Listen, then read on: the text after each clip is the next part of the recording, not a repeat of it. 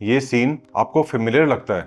एक आदमी, एक कमरा और वो साइलेंस जो शब्दों से ज्यादा भारी लगती है। वो चाहता है कि सब कुछ ठीक हो जाए, वो चाहता है कि वो वापस वैसा ही बन जाए जैसे पहले था 25 साल पहले, लेकिन कोई रास्ता नहीं दिखता।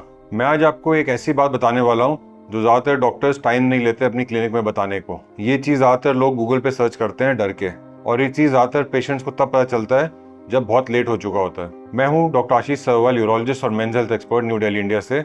और आज हम बात करेंगे पेनाइल इम्प्लांट सर्जरी की। एक चीज पहले क्लियर कर देता हूँ, ये वीडियो आपको एम्बैरेस करने के लिए नहीं है, ये वीडियो आपको एम्पावर करने के लिए है। तो अगर आपको या आपके किसी फैमिली मेंबर को इरेक्टाइल डिसफंक्शन की प्रॉब्लम है तो ये वीडियो एंड तक जरूर देखिए। सबसे पहले एक रियल पेशेंट की स्टोरी बताऊंगा।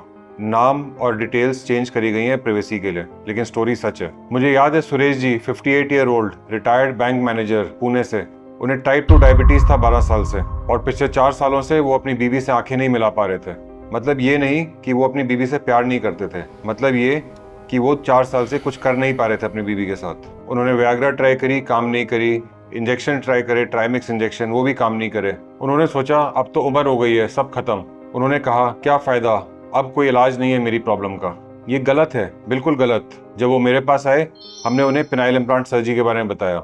उनकी आंखों में पहले कंफ्यूजन थी, डिसबिलीफ था कि ऐसा भी कोई ट्रीटमेंट होता है, फिर क्यूरियोसिटी, और फिर होप। उन्हें लगा शायद मैं ठीक हो जाऊंगा, और आज 8 महीने बाद वो बिल्कुल ठीक है। उनकी सेटिस्फैक्शन बिल्कुल 100%, और उनकी बीवी वो भी खुश हैं।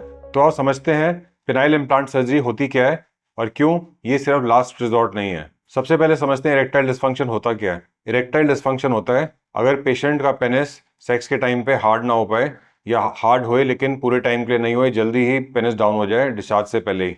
उस कंडीशन को इरेक्टाइल डिसफंक्शन कहते हैं। ये सिर्फ परफॉर्मेंस एंजाइटी नहीं है, ये एक मेडिकल कंडीशन है जो फुली ट्रीटेबल है। ईडी का नंबर 1 कारण है डायबिटीज। इंडिया में 10 करोड़ से ज्यादा डायबिटिक पेशेंट्स हैं। डायबिटीज में ब्लड वेसल्स डैमेज हो जाती हैं और पूरा ब्लड फ्लो पेनिस तक नहीं पहुंचता। दूसरा, हार्ट डिजीज, इसमें भी ब्लड फ्लो की प्रॉब्लम होती है। तीसरा, प्रोस्टेट कैंसर की सर्जरी या रेडिएशन। चौथा, हाई ब्लड प्रेशर मेडिसिन।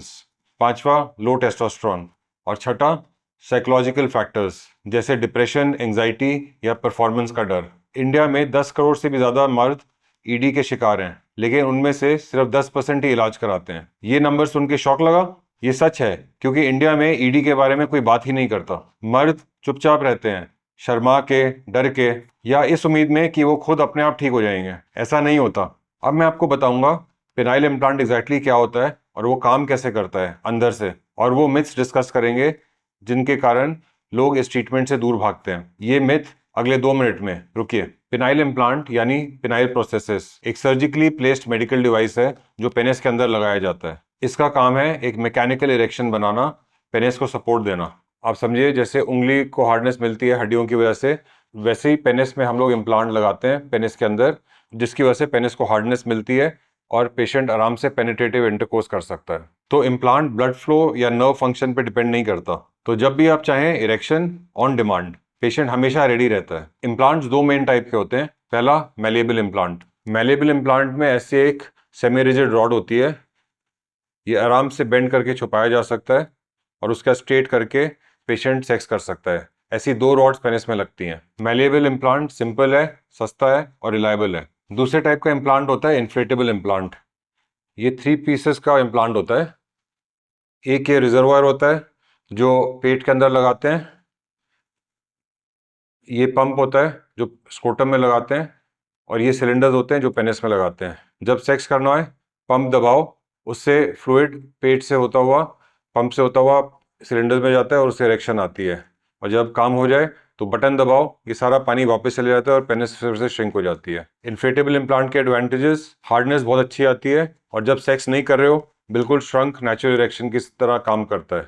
इन इम्प्लांट्स का patient satisfaction rate more than 95% होता है, और पार्टनर का भी सेटिस्फैक्शन उतना ही। अब एक मिथ बर्स्ट करते हैं। पेशेंट्स को लगता है कि पेनाइल इम्प्लांट लगाने के बाद कुछ फील नहीं होता। ये गलत है, ये सबसे बड़ा डर है और ये गलत है। इम्प्लांट सिर्फ अंदर से लग के मैकेनिकल सपोर्ट देता है, जिसकी वजह से हार्डनेस आती है और पेशेंट सेक्स कर सकता है। पेशेंट की सेंसिटिविटी बिल्कुल सेम रहती है। ऑर्गेज्म नॉर्मली होता है, इजैकुलेशन नॉर्मली होता है। सेक्सुअल डिजायर वो आपका अपना है, इम्प्लांट उसे टच नहीं करता। एक और रियल पेशेंट स्टोरी बताता हूँ। राजेश जी, 52 ईयर्स ओल्ड, दिल्ली के आईटी प्रोफेशनल। उन्हें प्रोस्टेट कैंसर था। सर्जरी सक्सेसफुल रही, कैंसर चला गया, लेकिन सर्जरी के बाद ईडी आ गया परमानेंटली। वो कहने लगे कैंसर से तो बच गए, लेकिन जिंदगी कहाँ है। उनकी वाइफ ने उनको सपोर्ट किया, लेकिन 2 साल का साइलेंस था उनके बीच। उन्होंने पिनाइल इम्प्लांट के बारे में रिसर्च करी खुद, मेरे पास आए, इन्फ्लेटेबल इम्प्लांट डिसाइड किया, और सर्जरी के 6 हफ्ते बाद नॉर्मल लाइफ वापस। आज वो मुझसे कहते हैं डॉक्टर काश मैं 2 साल पहले ही आ गया होता। ये स्टोरी मैंने इसलिए बताई है क्योंकि पोस्ट कैंसर ईडी के बारे में बिल्कुल बात नहीं होती इंडिया में। एक बार कैंसर ठीक हो गया, लोग शांत हो जाते हैं, और बहुत सारे लोग ऐसे सोचते हैं कि कैंसर के बाद ये वाला पार्ट लाइफ का खत्म हो गया है, लेकिन खत्म नहीं होता, ये प्रॉब्लम ठीक हो सकती है। अब एक टॉपिक डिस्कस करते हैं जिसके ऊपर बहुत मिस इन्फॉर्मेशन है, ईडी और डाइट का कनेक्शन। क्या खाओ और क्या ना खाओ, और क्या डाइट से इम्प्लांट की जरूरत ही नहीं पड़ेगी। ऐसी बातें सोशल मीडिया पे बहुत चलती हैं, लेकिन मैं सीधी बात बताता हूँ। माइल्ड ईडी में अर्ली स्टेज में लाइफस्टाइल चेंजेस और कुछ सप्लीमेंट्स हेल्प कर सकते हैं, लेकिन सिवियर वैस्कुलोजेनिक ईडी में जब ब्लड वेसल डैमेज हो चुकी हैं तब कोई भी सप्लीमेंट्स काम नहीं करेंगे। शिलाजीत मर्दानगी का एडवर्टीजमेंट है, ये कोई मेडिकल क्योर नहीं है। दूसरा मिथ, प्याज और लहसुन खाओ ईडी ठीक हो जाएगा। प्याज और लहसुन में एलिसिन होता है जो ब्लड वेसल्स के लिए अच्छा होता है। हाँ, कार्डियोवैस्कुलर हेल्थ के लिए बेनिफिट है, लेकिन ये कोई मिरेकल नहीं है। और अगर आपका ईडी का रूट कॉज डायबिटीज और सिवियर नर्व डैमेज है तो प्याज और लहसुन खाने से ईडी ठीक नहीं होएगा। फैक्ट यह है कि अच्छा खाना सपोर्ट करता है, रिप्लेस नहीं करता प्रॉपर ट्रीटमेंट को। तो ईडी के लिए डाइट में क्या रहे? पहला, Mediterranean diet, olive oil, nuts, fish, vegetables. Studies में ये ईडी के रिस्क को कम करते हैं। दूसरा, शुगर कम करो, स्पेशली प्रोसेस्ड शुगर। तीसरा, स्मोकिंग बंद करो, ये ब्लड वेसल्स की सबसे बड़ी दुश्मन है। चौथा, अल्कोहल मॉडरेट करो। पांचवा, exercise regularly, specially cardio exercises, ये ब्लड फ्लो को बढ़ाते हैं। याद रखिए, जो भी चीज़ आपके हार्ट के लिए अच्छी होती है वो आपके पेनिस की ब्लड वेसल्स के लिए और इरेक्टाइल डिसफंक्शन ट्रीटमेंट के लिए भी अच्छी होती है। अब मैं बताऊंगा इम्प्लांट कब कराना चाहिए, कौन से साइंस पे, और सर्जरी के बाद जिंदगी कैसी होती है, सब कुछ ऑनेस्ट तरीके से। ये सब मैं बताऊंगा 2 मिनट बाद। उससे पहले एक और पेशेंट की story. Anil ji 47-year-old businessman, Mumbai से।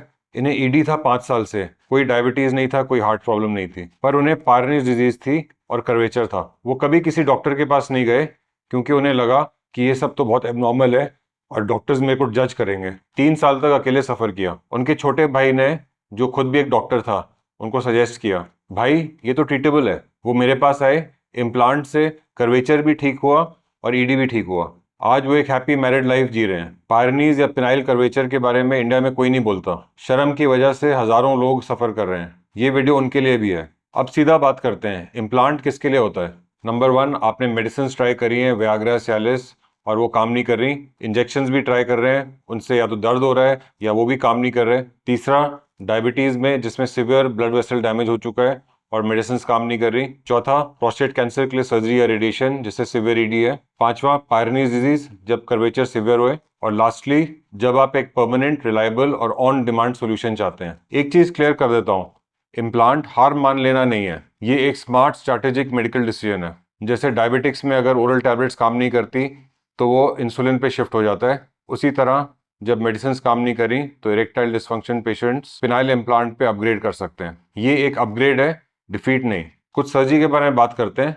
सर्जरी कितनी बड़ी होती है? छोटा सा 3-4 सेंटीमीटर का इंसिजन होता है, पीठ पे इंजेक्शन लगा के lower part of the body सुन करके सर्जरी होती है और 45 मिनट्स में सर्जरी खत्म हो जाती है। कोई ज्यादा ब्लड लॉस नहीं होता, कोई ब्लड ट्रांसफ्यूजन की जरूरत नहीं होती, कोई आईसीयू स्टे की जरूरत नहीं होती।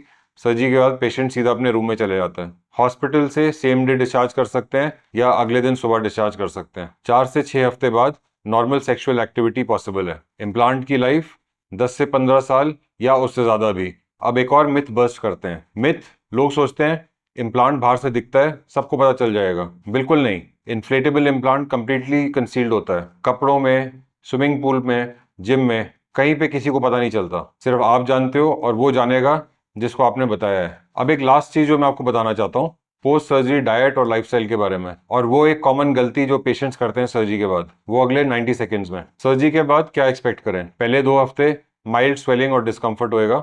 हम पेन मेडिकेशंस, एंटीबायोटिक्स देते हैं, ड्रेसिंग का समझाते हैं, आस्ते आस्ते पेन कम हो जाता है, स्वेलिंग और डिस्कम्फर्ट भी खत्म हो जाता है। 4 से 6 हफ्ते बाद नॉर्मल सेक्सुअल एक्टिविटी स्टार्ट कर सकते हैं। सबसे कॉमन गलती पेशेंट्स क्या करते हैं, इम्प्लांट को टू सून यूज कर लेते हैं, मतलब कि 4 से 6 हफ्ते वेट करने की जगह इम्प्लांट सर्जरी के 5-7 दिन बाद ही सेक्स शुरू कर देते हैं। जल्दी मत करो, बॉडी को हील होने दो।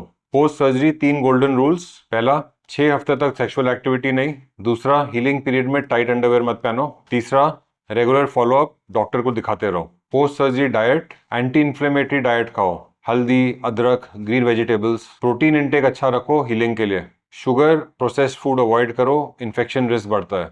हाइड्रेशन, पानी ज़्यादा पियो। साइकोलॉजिकल रिकवरी, ये भी बहुत इंपॉर्टेंट है। कुछ पेशेंट्स को इम्प्लांट पहली बार यूज़ करने के लिए एंजाइटी होती है। पार्टनर के साथ ओपन कम्युनिकेशन ये की है।